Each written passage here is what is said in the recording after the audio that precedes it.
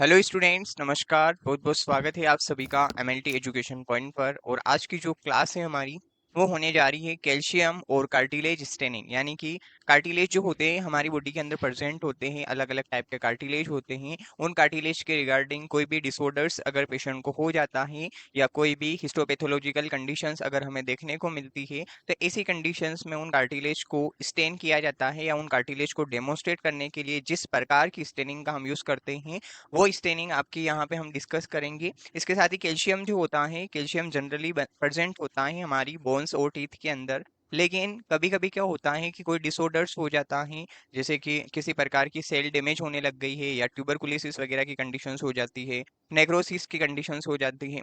तो ऐसी कंडीशंस में क्या होता है कि जो कैल्शियम होता है वो हमारे अलग अलग ऑर्गन्स जो होते हैं उन ऑर्गन्स के अंदर दिखाई देने लग जाता है, या वहाँ पे कैल्शियम जो होता है ज़्यादा अमाउंट में जमा होना शुरू हो जाता है। तो ऐसी कंडीशंस में उस कैल्शियम आयंस को डेमोस्ट्रेट करने के लिए भी अपन स्टेनिंग करते हैं हिस्टोपैथोलॉजी के अंदर। तो कैल्शियम और कार्टिलेज दोनों ही स्टेनिंग के बारे में इस क्लास के अंदर हम डिस्कस करेंगे। तो शुरुआत करते हैं अपनी क्लास की। देखिए, सबसे पहले हम देखते हैं कि कार्टिलेज। कार्टिलेज जो होता है, कार्टिलेज एक प्रकार का फ्लेक्सिबल कनेक्टिव टिश्यूज होता है। कार्टिलेज एक टाइप का फ्लेक्सियस कनेक्टिव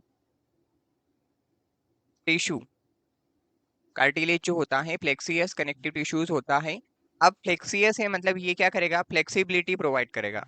फ्लेक्सिबिलिटी को प्रोवाइड करने का काम हमारे कार्टिलेज का होता है। कार्टिलेज जो होता है फ्लेक्सिबल मतलब जो इजीली मूवमेंट हो पाता है, फ्लेक्सिबिलिटीज अगर वहां पे होगी तो ही हमारी बॉडी सही प्रकार से फंक्शन कर पाएगी। बहुत सारे ऐसे ऑर्गन होते हैं जहाँ पे कार्टिलेज प्रेजेंट होता है, स्पेसिफिक सिस्टम जो होते हैं उनके अंदर कार्टिलेज आपका प्रेजेंट होता है।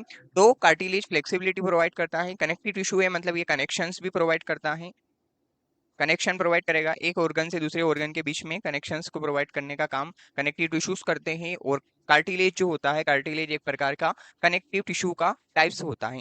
अब कार्टिलेज जो होते हैं अलग अलग टाइप के होते हैं, जैसे कि एक होता है आपका इलास्टिक कार्टिलेज, इलास्टिक कार्टिलेज। एक होता है आपका हाइलिन कार्टिलेज, हाइलिन कार्टिलेज। एक होता है फाइब्रस कार्टिलेज, फाइब्रस कार्टिलेज। ये तीन प्रकार के कार्टिलेज पाए जाते हैं। अब ये तीनों कार्टिलेज जो है, इन तीनों कार्टिलेज की अलग अलग इंपॉर्टेंस है। जैसे कि इलास्टिक कार्टिलेज होता है, ये हमें देखने को मिलता है ईयर्स के अंदर देखने को मिलता है। एक ऑर्गन होता है एपिग्लोटिस जो कि लिप शेप्ड का ऑर्गन होता है आपका, एपिग्लोटिस। तो एपिग्लोटिस जो होता है उसके अंदर भी आपका इलास्टिक कार्टिलेज जो होता है वो प्रेजेंट होता है। हाइलिन कार्टिलेज होता है, हाइलिन कार्टिलेज हमें देखने को मिलता है अलग अलग टाइप के जितने भी, जैसे कि रेस्पिरेटरी सिस्टम होता है हमारा, रेस्पिरेटरी सिस्टम। तो रेस्पिरेटरी सिस्टम के अंदर अलग अलग ऑर्गन्स आते हैं, उन ऑर्गन्स के वहां पे हमें जो देखने को मिलता है वहां पे आपका हाइलिन कार्टिलेज जो होता है वो प्रेजेंट होता है। वैसे फाइब्रस कार्टिलेज होता है, फाइब्रस कार्टिलेज जो होता है जैसे कि नी होती है हमारे घुटनों के अंदर ये प्रेजेंट होता है, नी के अंदर ये प्रेजेंट होता है। उसके साथ ही जैसे कि वर्टिब्रे जितनी होती है, ब्रेच जितनी होती है हमारी स्पाइनल वर्टिब्रा, उनके अंदर क्या होता है जो डिस्क होती है स्पाइनल वर्टिब्रा जो होती है, उन स्पाइन वर्टिब्रा के अंदर भी आपका कार्टिलेज जो होता है प्रेजेंट होता है। और वहां पे आपका फाइब्रस कार्टिलेज प्रेजेंट होता है। तो ये तीनों कार्टिलेज मेनली हमें देखने को मिलते हैं। अब क्या होता है कि अगर इन कार्टिलेज के अंदर कोई डिसऑर्डर्स हो जाता है या कार्टिलेज के अंदर सेल्यूलर डिस्ट्रोफी हो गई है, सेल श्रिंकेज होने लग गई है, वहां पे पस फॉर्मेशन हो गया, एबनॉर्मेलिटीज हो गई है, तो ऐसी कंडीशंस में ये कार्टिलेज जो होते, ये कार्टिलेज हमारे पूरे के पूरे सिस्टम को इन्फेक्ट करते हैं। सिस्टम को इन्फेक्ट वो कर देंगे, उसके साथ ही जो ऑर्गन होता है वो ऑर्गन पूरा डिसफंक्शन हो जाता है, काम करने की क्षमता उस ऑर्गन की कम हो जाती है या बढ़ जाती है। तो इस प्रकार की इरेगुलरिटीज जो होती है पेशेंट की बॉडी के अंदर हमें दिखाई देती है। तो इन सारी कंडीशंस को आइडेंटिफाई करने के लिए या एक्यूरेट डिजीज जो होती है उसके बारे में पता लगाने के लिए हम इन कार्टिलेज की स्टेनिंग करते हैं। तो कार्टिलेज स्टेनिंग जो होती है अलग अलग टाइप के कार्टिलेज डिसऑर्डर्स जो हो जाते हैं उनके अंदर की जाती है। और कार्टिलेज के अंदर किसी भी प्रकार की डिस्ट्रोफी हो गई है तो उसका हमारा हिस्टोपैथोलॉजी के अंदर इन्वेस्टिगेशंस किया जाता है स्टेनिंग के बेस पे। तो सेपरेनिन ओ स्टेनिंग होती है, सेपरेनिन ओ स्टेनिंग आपकी कार्टिलेज की स्पेशल स्टेनिंग होती है। तो इस स्टेनिंग के अंदर अलग अलग टाइप के आपके रिएजेंट यूज होते हैं। सेपरेनिन ओ स्टेनिंग है, सेपरेनिन ओ स्टेनिंग जो है वो स्पेशल स्टेन है कार्टिलेज की। ये स्टेन जो है स्पेशल स्टेन है जो कि कार्टिलेज को आइडेंटिफाई करने के लिए यूज होती है। कार्टिलेज को डेमोन्स्ट्रेट करना है या उसका आइडेंटिफिकेशन करना है, तो उसके लिए हमें सेफरेनिन ओ स्टेनिंग लगानी रहेगी। ये इसकी स्पेशल स्टेनिंग होती है।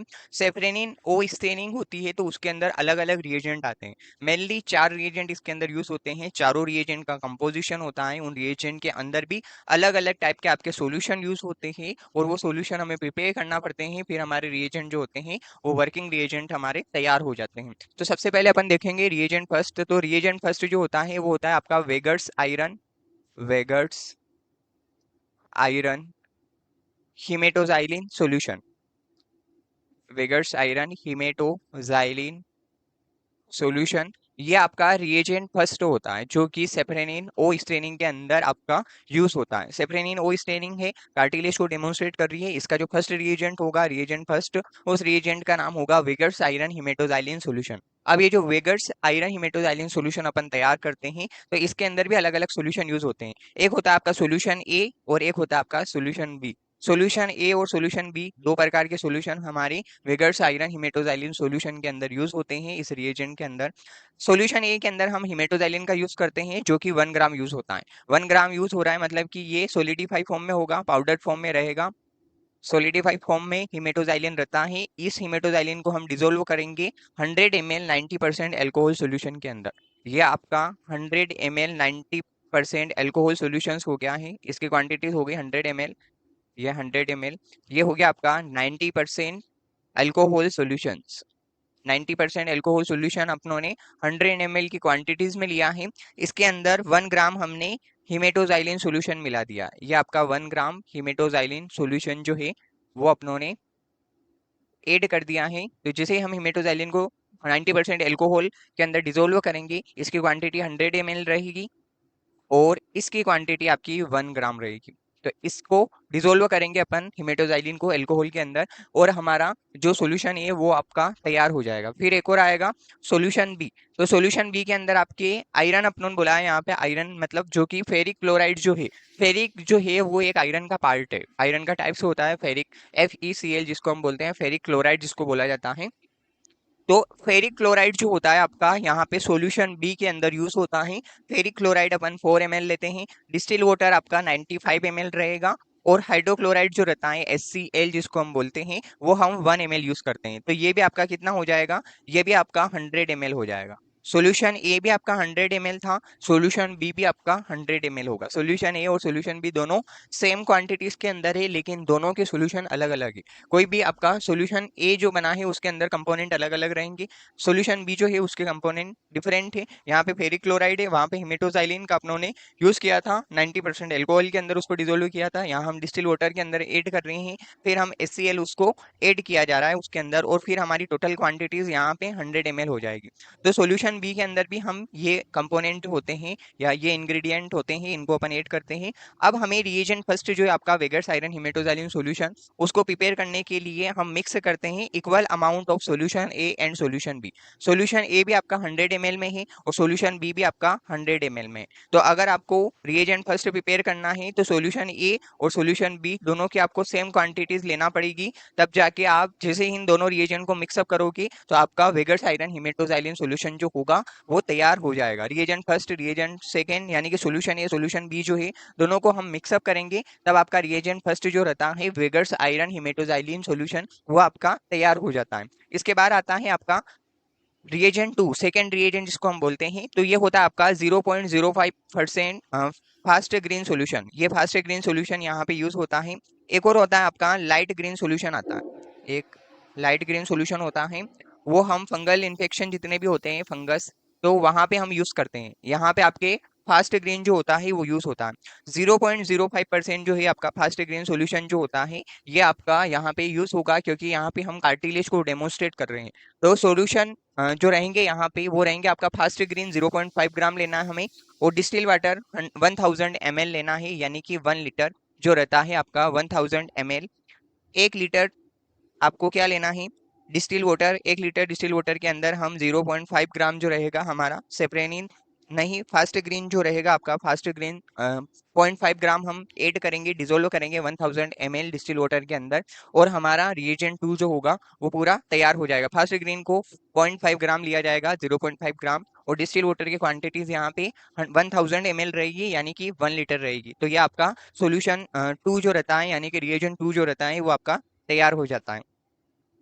फिर आएगा आपका अगला रिएजेंट थर्ड और रिएजेंट फोर्थ, दो रिएजेंट और यहाँ यूज होते हैं। रिएजेंट थर्ड जो रहेगा आपका, रिएजेंट थर्ड का नाम है आपका 1% acetic acid solution. Third reagent का नाम क्या है? 1% एसिटिक एसिड सॉल्यूशन इस रिएजेंट का नाम है। यहाँ पे एसिडिक एसिड जो होता है वो यूज होता है, और वो एसिटिक एसिड होता है आपका ग्लेशियल। ग्लेशियल एसिटिक एसिड जो होता है, आपको यहाँ पे 1 ml लेना है। 100 ml ही में 1 ml जो रहता है वो उसका 1% हो जाता है, बाकी 99% आपका डिस्टिल वाटर हो जाता है। तो 100 ml टोटल क्वांटिटीज रहेगी, और 100% ये रहेगा। अब 100% के अंदर 99% जो है आपका डिस्टिल वाटर हो गया, 1% आपका ग्लेशियल एसिटिक एसिड जो होता है वो हो गया। तो यहाँ पे हम क्या करेंगे कि ये इस प्रकार से रिएजेंट थर्ड जो होता है वो तैयार किया जाता है।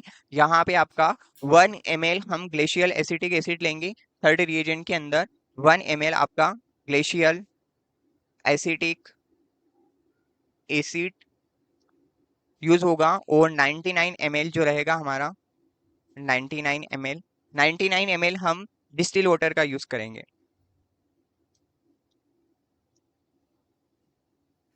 और रिएजेंट थर्ड जो होगा आपका तैयार हो जाएगा। फिर रिएजेंट फोर्थ आएगा सेप्रेनिन ओ सॉल्यूशन, जिसको हम बोलेंगे। सेप्रेनिन ओ सॉल्यूशन जो रहेगा उसके अंदर 0.1 ml जो रहता है आपका, वो आपको सेप्रेनिन ओ सॉल्यूशन लेना है। सेप्रेनिन ओ रिएजेंट जो रहेगा आपका यहाँ पे 0.1 ml, 0.1 ml जो रहता है वो हम ऐड करेंगे, और 100 ml जो रहेगा आपका यहाँ पे डिस्टिल वाटर हो जाएगा। 100 ml डिस्टिल वाटर का हमें यूज करना है, और 0.1 ml हमें सेफरेनिन ओ सॉल्यूशन जो है आपका, सेफरेनिन ओ सॉल्यूशन को हम ऐड करेंगे, और ये टोटल क्वांटिटी जो हो जाएगी ये भी आपकी 100 ml हो जाएगी। तो सब 100 ml की क्वांटिटीज के अंदर ही सारे रिएजेंट, हमें रिएजेंट फर्स्ट भी यूज किया था तो वहां पे दो सॉल्यूशन यूज हुए थे, सॉल्यूशन ए और सॉल्यूशन बी। उन दोनों को हम मिक्सअप करेंगे इक्वल अमाउंट में, यानी कि 50 ml एक को यूज करें तो 50 ml सॉल्यूशन बी को भी हमें यूज करना होगा। और ये चारों रिएजेंट हमारे तैयार हो जाते हैं, और जैसे ये चारों रिएजेंट तैयार हो जाते हैं तो उसके बाद हम वर्किंग सॉल्यूशन आपका यहाँ पे तैयार हो गया है। उसके बाद हम स्टेनिंग की जो प्रोसेस होती है उस प्रोसेस को हम यहाँ पे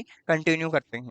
अब देखेंगे अपन प्रोसीजर क्या होता है इस स्टेनिंग का। देखिए, कोई भी स्टेनिंग होती है तो सबसे पहले डीपैराफिनाइजेशन होता है, फिर रिहाइड्रेशन होता है। तो स्टेनिंग के कुछ बेसिक इफेक्ट प्रोसेस होती है। सबसे पहले आता है आपका डीपैराफिनाइजेशन।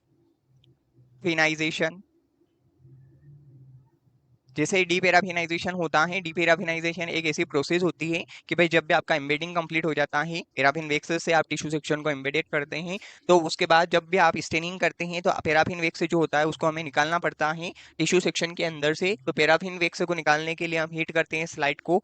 बुनसन बर्नर जो होता है आपका, फ्लेम जो होता है, उससे आप पैराफिन वैक्स जो होता है वो निकल जाता है आपका, जब भी आप स्लाइड को हीट करते हो बुनसन बर्नर की हेल्प से। उसके बाद हमें क्या करना पड़ेगा, यहाँ पे जो रहता है जाइलिन एक सॉल्यूशन आता है जो कि क्लियरिंग एजेंट का काम करता है। तो पैराफिन वैक्स को हीट किया जाएगा, तो पैराफिन वैक्स जो होता है टिश्यू सेक्शन से बाहर निकल जाएगा, स्लाइड आपकी हीट होगी वहाँ पे।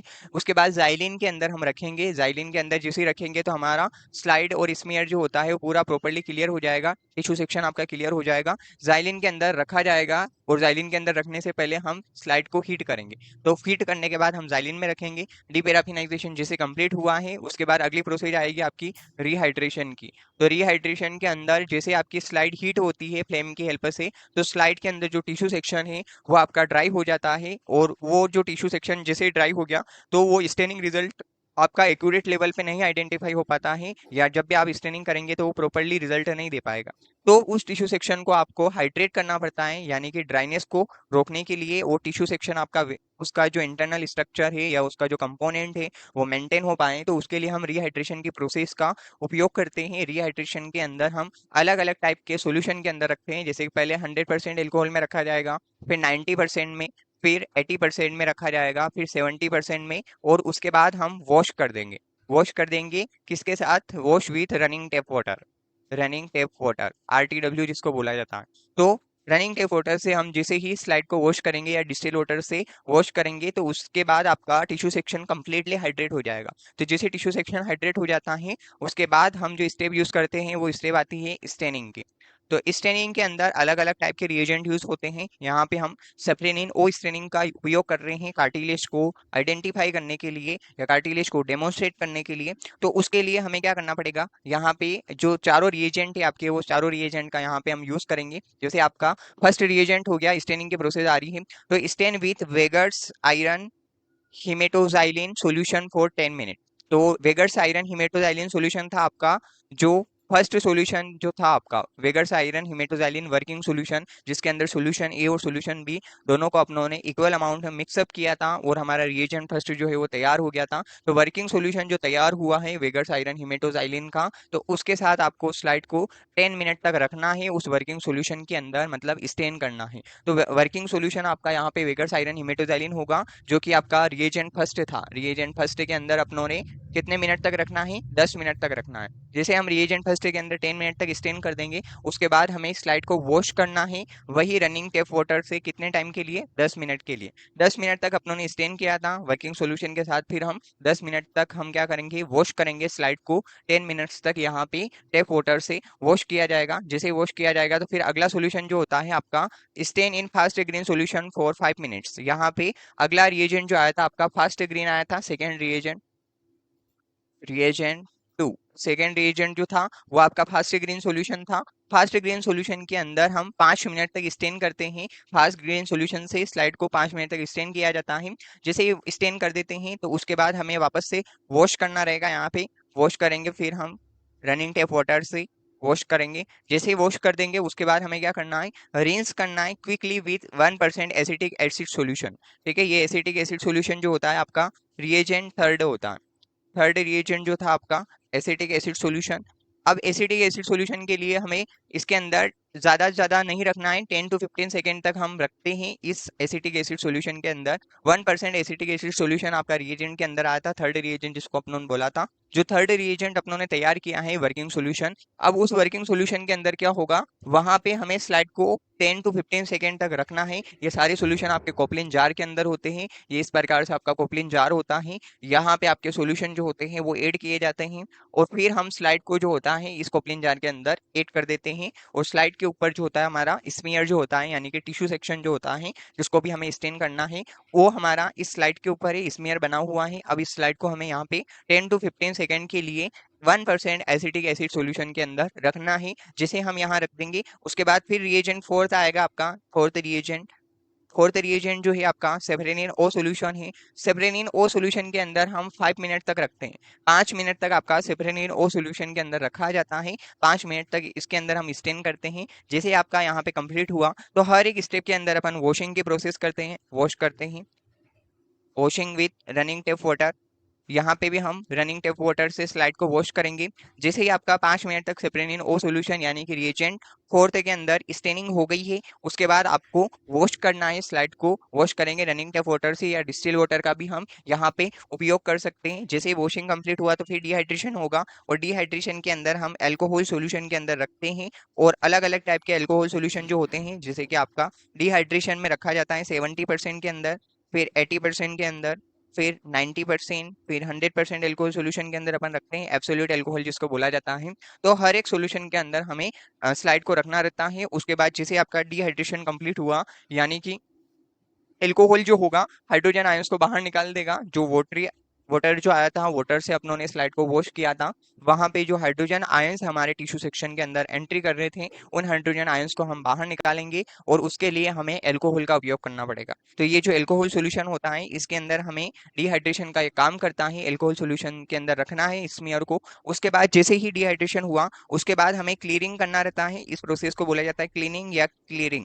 क्लियरिंग के लिए हमें जाइलिन का उपयोग करना होता है। कोई भी स्टेनिंग करते हैं तो वहां पे जाइलिन यूज होता है। तो क्लियरिंग एजेंट होता है आपका जाइलिन। और जाइलिन के अलावा भी और भी क्लियरिंग एजेंट होते हैं जैसे टोलुइन होता है, क्लोरोफॉर्म या बेंजीन होता है। तो क्लोरोफॉर्म का भी हम यूज करते हैं, टोलुइन का भी हम यूज करते हैं। तो अलग अलग टाइप के क्लियरिंग एजेंट जो होते हैं उनका उपयोग किया जाता है स्टेनिंग के अंदर, लेकिन सबसे बेस्ट क्लियरिंग एजेंट आपका जाइलिन होता है। तो यहाँ पे भी हमें जाइलिन की हेल्प से टिश्यू सेक्शन को क्लियर करना है विथ 2 चेंजेस ऑफ जाइलिन। ठीक है, जाइलिन के अंदर हम स्लाइड को रखेंगे। ये आपका जाइलिन सॉल्यूशंस हो गया है, इसके अंदर आपको यहाँ पे स्लाइड को रखना है, बाहर निकालना है, फिर रखना है, फिर बाहर निकालना है। तो 2 मिनट्स ईच, है ना, दो बार हम इस प्रोसेस का यूज करेंगे। 2 चेंजेस ऑफ जाइलिन, जाइलिन के अंदर आपको एटलीस्ट 2 टाइम तक रखना है और हर टाइम में आपको एटलीस्ट 2-2 मिनट तक रखना है। जाइलिन के अंदर स्लाइड को डिप करेंगे, जैसे आपके 2 मिनट्स कंप्लीट हुए तो स्लाइड को बाहर निकालना है, फिर आपको जाइलिन के अंदर स्लाइड को डिप करना है, फिर बाहर निकालना है। तो ये इस प्रकार की प्रोसेस यहाँ पे यूज होगी। जैसे आपका डिहाइड्रेशन हो गया, क्लियरिंग हो गया, उसके बाद आखिरी स्टेप जो आती है वो आपकी माउंटिंग की आती है। यहाँ पे लास्ट स्टेप जो आती है माउंटिंग की आएगी, और माउंटिंग के अंदर हम अलग अलग टाइप के माउंटिंग मीडिया का यूज करते हैं। तो यहाँ पे जो भी सुटेबल माउंटिंग मीडिया होता है, जैसे कि डीपीएक्स का यूज होता है, कनाडा बेल्जियम का होता है, सिंथेटिक रेसिन का होता है। तो अलग अलग टाइप के माउंटिंग मीडिया जो भी आपको सुटेबल है यहाँ पे, तो सुटेबल माउंटिंग मीडिया से हम क्या करते हैं, टिश्यू सेक्शन को माउंट कर देते हैं। माउंटिंग जैसे आपका कंप्लीट हो जाता है, उसके बाद आपको स्लाइड को माइक्रोस्कोप के अंदर देखना रहता है, और ये आपकी स्टेनिंग की प्रोसेस पूरी कंप्लीट हो जाती है। लास्ट में फाइनल हम माइक्रोस्कोपिक ऑब्जर्वेशन करते हैं। तो जैसे हम माइक्रोस्कोपिक ऑब्जर्वेशन करेंगे तो वहां पे कुछ इस प्रकार से हमें रिजल्ट यहाँ पे देखने को मिलेगा। तो अपन रिजल्ट देख लेते हैं। ये इस प्रकार का स्टेनिंग रिजल्ट हमें देखने को मिलता है माइक्रोस्कोप के अंदर, जब भी हम देखेंगे तब। तो यहाँ पे क्या होगा, जो कोई भी सेल होती है तो उसके अंदर न्यूक्लियाई होते हैं। तो यहाँ पे भी जो आपका कार्टिलेज प्रेजेंट होता है, कार्टिलेज के अंदर भी जो न्यूक्लियाई कंपोनेंट होंगे, वहां पे सेल्यूलर कंपोनेंट जो होगा, न्यूक्लियाई जो रहेगा आपका, वो ब्लैक कलर का दिखाई देगा। यहाँ पे ब्लैकिश कलर का ये जो पार्ट दिखाई दे रहा है आपको, ये ब्लैक ब्लैक, ये सब आपके न्यूक्लियाई है, ये सब न्यूक्लियाई है। न्यूक्लियाई जो है आपको यहाँ पे ब्लैकिश कलर का दिखाई देता है। ब्लैक कलर की अपीयरेंस जो होती है हमें न्यूक्लियस की यहाँ पे होती है। इसके साथ ही ये जो आपका यहाँ पे साइटोप्लाज्म होता है, तो साइटोप्लाज्म आपको यहाँ पे ग्रीनिश कलर का दिखाई देता है। ये इस प्रकार का जो कलर दिखाई दे रहा है आपको, ये अलग अलग, तो ये सब साइटोप्लाज्मिक अपीयरेंस है, साइटोप्लाज्म है। कोई भी सेल होती है तो उस सेल के अंदर न्यूक्लियस भी होता है, साइटोप्लाज्म भी होता है। तो साइटोप्लाज्म में जो रहेगा आपका यहाँ पे ब्लूइश और ग्रीनिश कलर का दिखाई देगा, ये सब साइटोप्लाज्म है। ये इस प्रकार से ब्लूइश कलर का और ग्रीन कलर का जो दिखाई दे रहा है आपको, ये सब आपके साइटोप्लाज्मिक कंपोनेंट होते हैं। ठीक है, इसके बाद जो रहता है यहाँ पे कार्टिलेज जो होता है, कार्टिलेज और जो calcium, cartilage, mucin, mast cells, granules. ठीक है, कार्टिलेज की स्टेनिंग अपन कर रहे हैं, तो कार्टिलेज कंपोनेंट जो होगा वो, और म्यूसिन सेल्स अगर वहाँ पे प्रेजेंट होती है, कनेक्टिव टिश्यूज जो होता है उसके अंदर मास्ट सेल्स भी कहीं ना कहीं हमें देखने को मिलती है। तो मास्ट सेल्स अगर वहाँ प्रेजेंट होगी, या मास्ट सेल्स के ग्रेन्यूल्स अगर वहाँ पे प्रेजेंट होंगे, तो ऐसी कंडीशंस में वो ऑरेंज टू रेड कलर की अपीयरेंस यहाँ देंगे। ये हल्का सा ऑरेंज कलर दिखाई दे रहा है आपको, ये रेडिश कलर दिखाई दे रहा है, ये ऑरेंज टू रेड। ठीक है, ये इस प्रकार से, तो ऑरेंज टू रेड कलर जो दिखाई दे रहा है, ये सब आपके कार्टिलेज के अपीयरेंस को दिखा दे रहा है, ऑरेंज टू रेड। कार्टिलेज जो होता है हमें ऑरेंज टू रेड फॉर्म में यहाँ पे दिखाई देगा। म्यूसिन मास्ट सेल्स होती है, वो भी ऑरेंज टू रेड कलर की अपीयरेंस होती है। और अदर सेलुलर ग्रेन्यूल्स जो होते हैं, कोई भी टिश्यू सेक्शन जो है यहाँ पे कार्टिलेज का, उसके अंदर इसके अलावा कोई और कंपोनेंट अगर प्रेजेंट होगा तो वो भी आपका ऑरेंज टू रेड जो होता है वो अपीयर्स होता है। इस प्रकार से आपका जो कार्टिलेज स्टेनिंग होती है वो यहाँ पे इस प्रकार का माइक्रोस्कोपिक ऑब्जर्वेशन शो करती है, इस प्रकार की अपीयरेंस हमें होती है। अब नेक्स्ट स्टेनिंग अपन देख लेते हैं। अगली स्टेनिंग जो आती है आपकी कैल्शियम स्टेनिंग आती है। तो कैल्शियम जो आएगा, कैल्शियम जनरली हमारी बॉडी के अंदर प्रेजेंट होता है। कैल्शियम कहाँ कहाँ प्रेजेंट होता है, कैल्शियम जो होता है हमारी बोन्स के अंदर होता है, स्केलेटन सिस्टम होता है, उसके अंदर बोन्स होती है हमारी। तो सभी बोन्स के अंदर जो होता है आपका कैल्शियम प्रेजेंट होता है। इसके अलावा हमारे टीथ जो होते हैं, टीथ के अंदर आपका कैल्शियम प्रेजेंट होता है। तो बोन्स और टीथ जो है ये जनरल ऑर्गन है, इनके अंदर आपका कैल्शियम जो होता है वो प्रेजेंट होता है। अब कैल्शियम जो होता है अलग अलग फॉर्म में रहता है, जैसे कि ऑक्सेलेट की फॉर्म में होता है, ऑक्सेलेट, फॉस्फेटेस, फॉस्फेटेस की फॉर्म में होता है, कार्बोनेट की फॉर्म में होता है। तो ये सब फॉर्म है हमारी बॉडी के अंदर, कैल्शियम इन इन फॉर्म में होता है, फॉस्फेटेस की फॉर्म में होता है, कार्बोनेट की फॉर्म में होता है, ऑक्जेलेट की फॉर्म में होता है। तो ये तीनों फॉर्म जो रहती है इनके अंदर, इन्हीं फॉर्म की अंदर हमारा कैल्शियम जो होता है हमारी बॉडी के अंदर प्रेजेंट होता है। बोन्स के अंदर, सारी बोन्स के अंदर कैल्शियम होता है। हार्डनेस जो होती है उसको मेंटेन करने का काम कैल्शियम करता है। कैल्सिफाइड टिश्यूज हमारी बोन्स के अंदर प्रेजेंट होते हैं, टीथ के अंदर प्रेजेंट होते हैं। तो ये जनरल ऑर्गन है, यहाँ पे आपका कैल्शियम प्रेजेंट होता है। लेकिन कभी कभी क्या होता है कि यही कैल्शियम लेवल जब ज्यादा जमा होने लग जाता है हमारी बॉडी के अंदर, तो ये हमारी बॉडी को हार्मफुल कर देता है, हमारे शरीर को ये नुकसान पहुंचाने लग जाता है। या फिर बहुत सारे हिस्टोपैथोलॉजिकल डिसऑर्डर्स होते हैं, जैसे कि अब अपन यहाँ पे हिस्टोपैथोलॉजिकल कंडीशंस देख लेते हैं पेशेंट की, जहाँ पे हमें कैल्शियम देखने को मिलेगा। हिस्टोपैथोलॉजिकल डिसऑर्डर्स की अपन बात कर लेते हैं। जैसे कि एक होता है आपका ओस्टियोपोरोसिस। यहाँ पे अपन देखते हैं ओस्टियोपोरोसिस होता है, जो कि एक प्रकार का बोन्स के रिगार्डिंग डिसऑर्डर्स होता है, इम्यून सिस्टम का डिसऑर्डर्स होता है। एक होता है आपका ओस्टियो आर्थराइटिस। ओस्टियो आर्थराइटिस, तो आर्थराइटिस की कंडीशन जो होती है दो प्रकार की होती है, एक होती है ओस्टियोपोरोसिस, एक होता है ओस्टियो आर्थराइटिस। और एक और रियोमेटॉइड आर्थराइटिस जो होता है, आर्थराइटिस की दो स्टेजेस होती है, ओस्टियो आर्थराइटिस और रियोमेटॉइड आर्थराइटिस। और ओस्टियोपोरोसिस जो होता है, ओस्टियोपोरोसिस और ओस्टियो आर्थराइटिस, ये दोनों ही आपके बोन्स के डिसऑर्डर्स होते हैं, यानी कि कैल्शियम डिसऑर्डर्स जो होता है उनके इन दोनों कंडीशंस में हमें दिखाई देता है। इसके अलावा जो होता है जैसे कि ट्यूबरकुलोसिस की कंडीशंस हो जाती हैं। ट्यूबरकुलोसिस की कंडीशन होती है, तो ट्यूबरकुलोसिस के अंदर जो हमारे फेफड़े होते हैं यानी कि लंग्स जो होते हैं उनके अंदर आपका कैल्शियम जो होता है वो जमा होना शुरू हो जाता है। यहाँ पे क्या होता है, कैल्शियम हमें देखने को मिलता है, कैल्शियम जमा होना शुरू हो जाएगा फेफड़ों के अंदर, तो उसके लिए भी हम कैल्शियम स्टेनिंग करते हैं। इसके अलावा बहुत सारी कंडीशंस होती है, जैसे कि नेक्रोसिस की कंडीशंस हो गई है, तो बोन्स या बॉडी के अंदर टिश्यू नेक्रोसिस अगर कहीं हो गया है तो वहां पे क्या होगा, कैल्शियम जो होता है वो हमें देखने को मिलेगा। तो इन सारी कंडीशंस में हम कैल्शियम स्टेनिंग करते हैं। अगर पेशेंट जो है उनको इस प्रकार के कोई ना कोई डिसऑर्डर्स अगर दिखाई दे रहे हैं, तो ऐसी कंडीशन में हम कैल्शियम स्टेनिंग जो होती है उसका हम उपयोग करते हैं और कैल्शियम को डेमोन्स्ट्रेट यहाँ पे हम करते हैं। तो देख लेते हैं अपन स्टेनिंग प्रोसेस।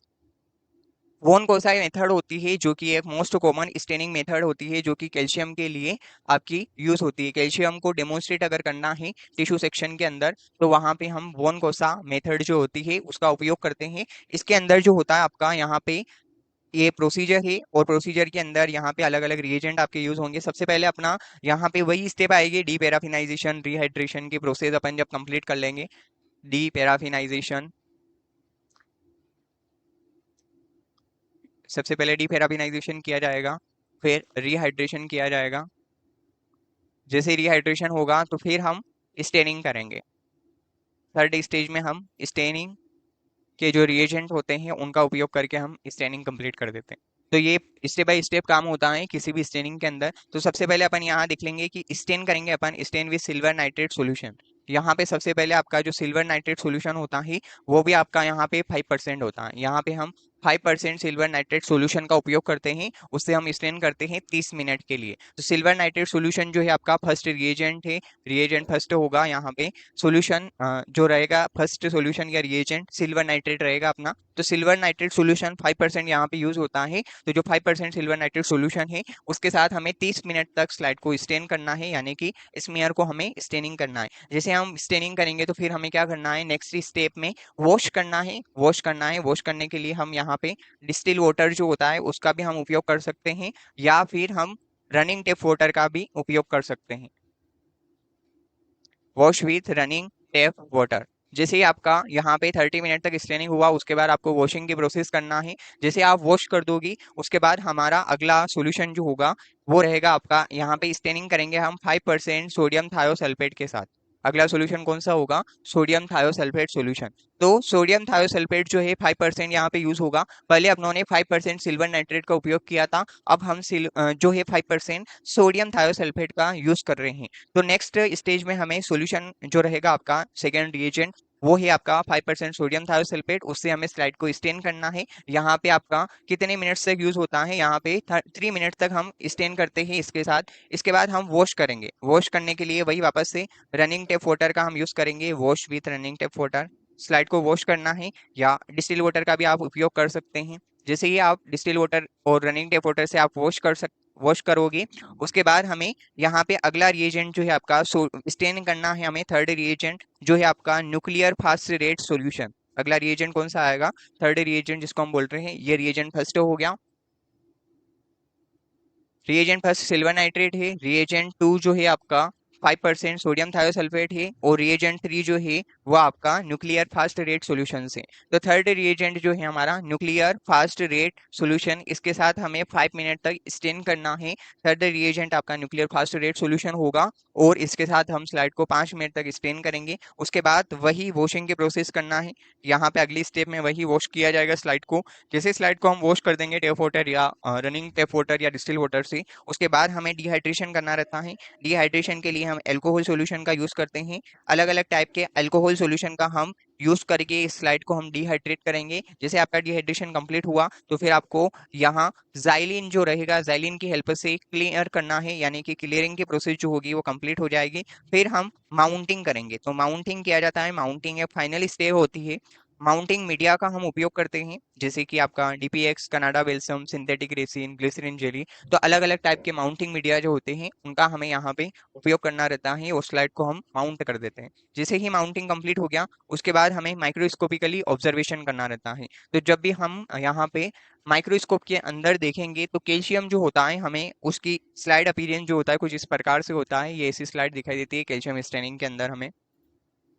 देखिए ये आपकी कैल्शियम स्टेनिंग की स्लाइड है। अब हम माइक्रोस्कोप के अंदर देख रहे हैं तो यहाँ पे जो कैल्शियम होगा, कैल्शियम की स्टेनिंग अपन लगा रहे हैं तो कैल्शियम अगर यहाँ प्रेजेंट होगा तो कैल्शियम हमें यहाँ पे ब्लैकिश कलर का दिखाई देगा। ये जो आपको ब्लैक कलर का जो दिखाई दे रहा है ये सब आपकी कैल्शियम के अपीयरेंस है।